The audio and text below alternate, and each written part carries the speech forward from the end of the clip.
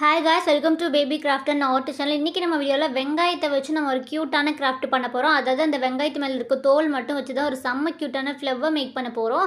இப்போ நான் அதுக்காக ஒரு வெங்காயம் எடுத்திருக்கேன். அது மேலே உள்ள தோல் மட்டும் இது மாதிரி நைஃப் யூஸ் பண்ணி நீட்டாக கட் பண்ணி எடுத்துக்கிறேன்.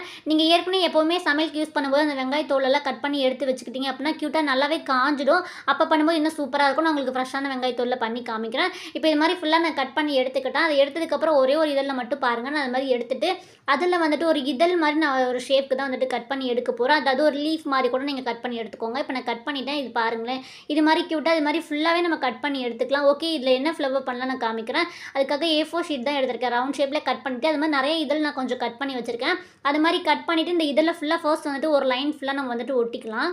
இப்போ நான் ஒட்டிட்டு உங்களுக்கு காமிக்கிற பாருங்கள். இதே மாதிரி வெங்காயத்தோலில் ஒரு கிராஃப்ட் பண்ணி செம்ம க்யூட்டாக நம்ம வந்துட்டு பண்ணியிருப்போம். வால் டெக்கரேட் தான் அது வந்துட்டு நேற்று தான் நம்ம வீடியோ போட்டிருந்தோம். லாங் வீடியோ வந்துட்டு லிங்க் கூட நான் கீழே கொடுக்குறேன். கண்டிப்பாக செக் பண்ணி பாருங்கள். ஓகே, இப்போ வந்துட்டு நான் ஃபுல்லாகவே இது மாதிரி ஒட்டிக்கிறேன் பாருங்கள்.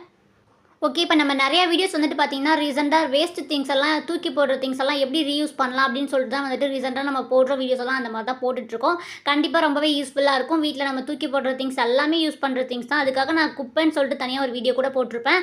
அதையும் கூட செக் பண்ணி பாருங்கள். இப்போ ரீசெண்டாக எல்லா வீடியோமே அது மாதிரி தான் போட்டுட்ருக்கோம்.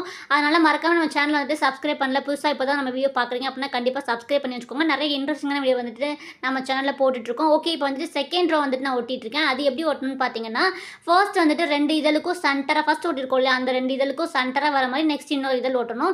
இப்போ நான் ஒட்டுற இதெல்லாம் பார்த்தீங்கன்னா கொஞ்சம் காஞ்ச மாதிரி இருக்கும். ஆமாம், நான் வந்துட்டு ஃபுல்லாக காய வச்சிருந்த இதழ் தான்.